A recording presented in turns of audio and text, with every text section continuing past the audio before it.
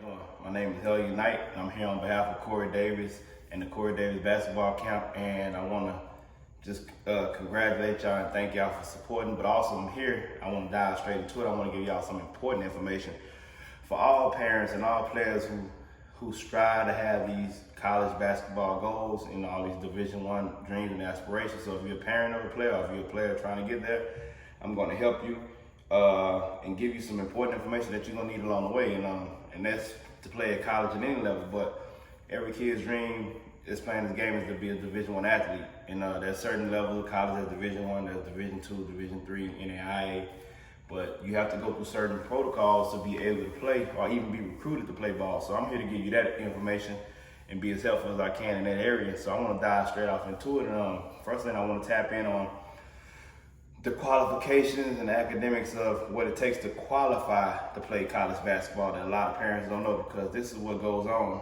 And when your kids are in public schools or private schools and you're not in a school that's based around athletics, is that you deal with guidance counselors. And guidance counselors actually get paid to graduate kids from high school. They don't get paid to make sure your kids qualify to play Division I basketball or any Division I sport. They get paid to make sure that you are graduating and you got everything to graduate. So, but unfortunately, there are two separate curriculums. There's one to graduate and there's one to qualify. But the crazy part is if you focus on qualifying through the Division I standards, you likely want to graduate, because the Division I standards are a lot more strict than the high school rules. But so there's some things I want to tap into you about on that. First, I want to tap into, to be eligible, first you got to register with the NCAA Clearinghouse online. You go there, create the kid's account, fill out all the information. You got to start there. Let's register with the NCAA Clearinghouse. And also,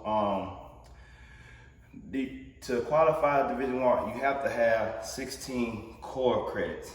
So we're not talking about your PE, your home ec, your other electives. Those don't matter with the NCAA. They don't calculate it, they don't compute, they don't care about it. You have to have 16 core classes: English, math, science, foreign language, all those things. So 4 Englishes, your 3 math, 3 sciences, 2 foreign languages, all that. So you have to have that, and you also have to have a 2.3 GPA at least of your core classes. Again, not calculating nothing with electives, core only, at least a 2.3 GPA. And also with that 2.3 GPA and those 16 courses, let me tell you something that's real tricky about that. There's a thing that we call 10 of 16, which meaning of your 16 courses, core courses, 10 of those core courses have to be completed before you enter your senior year of high school. So your, as they say, your 7th semester. So your first 2 semesters, your second 2 semesters, your third 2 semesters, that's 6 semesters. So within that 6, before you enter your 7th semester, you have to have 10 core classes completed and submitted, and they have to be a 2.3 or better. So, and once they submit those, they're locked in. And a lot of times, we might have more than 10 at the time. So they'll take your best 10. Your best 10 will be calculated or whatnot before your senior year. And those 10 that they lock in, once they lock them in, they locked in. You can't do nothing about it. And then you go on and finish your senior year, those other courses to get to your full 16. So 10 out of 16 has to be done before your 7th semester. But also, let me tell you this too.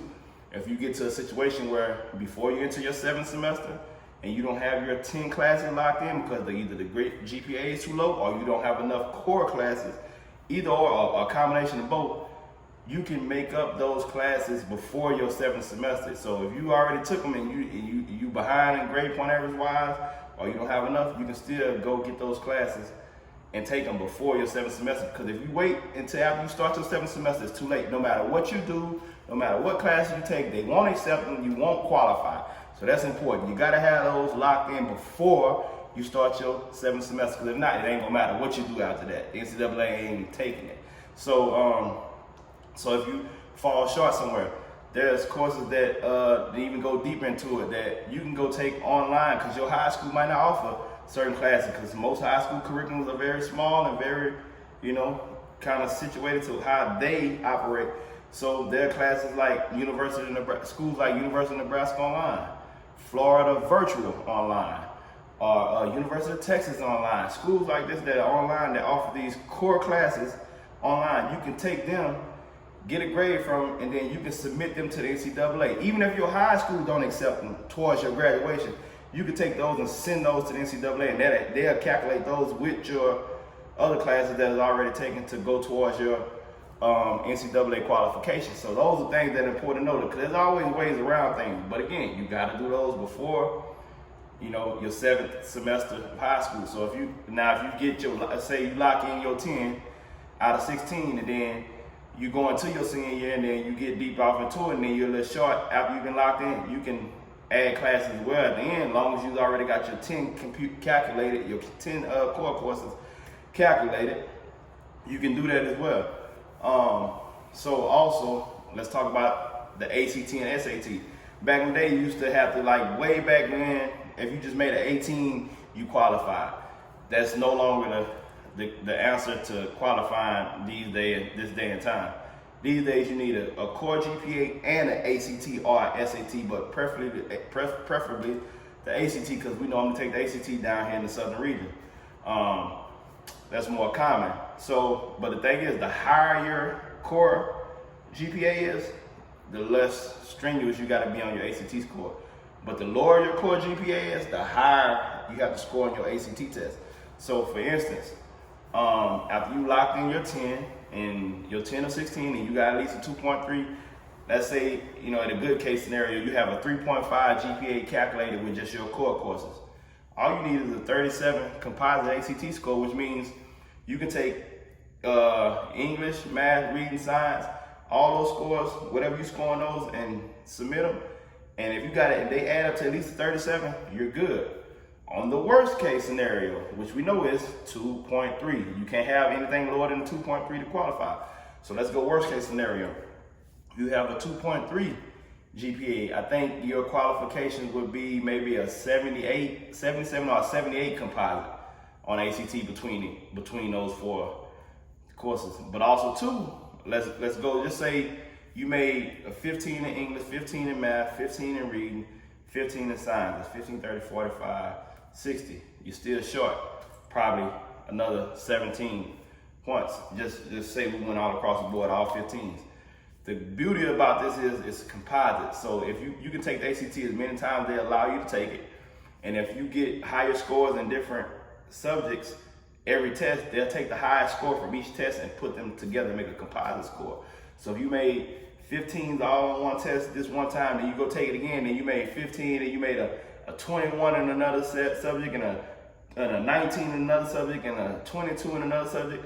When they add them the next time, they're going to take the highest score each time. So those 21 and 22, they're going to take them and they're going to compile them. And if you still don't have your score, you can go take it again. And if you get higher in another area, every area that you get a higher score in, no matter what, English, math, science, reading, they will take the highest score from each test and composite and make one composite score. And they have to add up to whatever it is, your GPA. Like I said, if your worst case scenario is a 2.3, all your test scores composite on this side, when you take them combined, have to add up to at least 77 or 78. I'm not sure, but it's around that area, you know, if I'm being correct about it. So those things that we need to know and we need to understand. This is imperative, it's important, because a lot of people don't get it, a lot of people don't understand it, a lot of people don't even know this exists. The NCAA Clearinghouse is something totally different from your kid graduating high school, because again, guidance counselors get paid to make sure your kid graduates high school. They don't get paid to make sure your kid qualifies to play Division I basketball. And myself, I'm a JUCO product. I had to go junior college because these are things that I did not know coming out of high school. I did not understand, as I should say. And by the grace of God, even Corey Davis, the camp you're attending, was an outstanding junior college player and went on to play Division I basketball after he graduated from junior college. So therefore, we've already made these mistakes so that you don't have to move forward and make the same mistakes that we've already made. We made them for you, so let's correct them as we move forward. Take this valuable information and apply it. Make sure all these kids are getting what they need. They're moving on, they're playing at the highest level, because another thing too is, if I'm a college coach and I feel like your kid is not on track to qualify through the Division I process, I don't care how good your child is, he or she. Why would I recruit them and waste my time? Why would I waste my recruiting budget traveling to see you, spending hotels, flights, gas money, rental cars, to see a kid who I know may not qualify? It don't make sense. So you have to be on top of these things. If your kid wants to be recruitable, you have to have the grades. These college coaches aren't going to waste their college budgets to recruit a kid that they know is not going to qualify. So it's imperative that we stay on top of these things, that we see them through, and we get them all the way through the finish line. Thank y'all. Be blessed. Keep working. Keep striving. I hope this information was helpful. And anything y'all need, y'all can reach out to us via Instagram, through Corey, through his mother, or Instagram at nightlife.tv. That's night with a K, K-N-I-G-H-T, life, L-I-F-E.tv.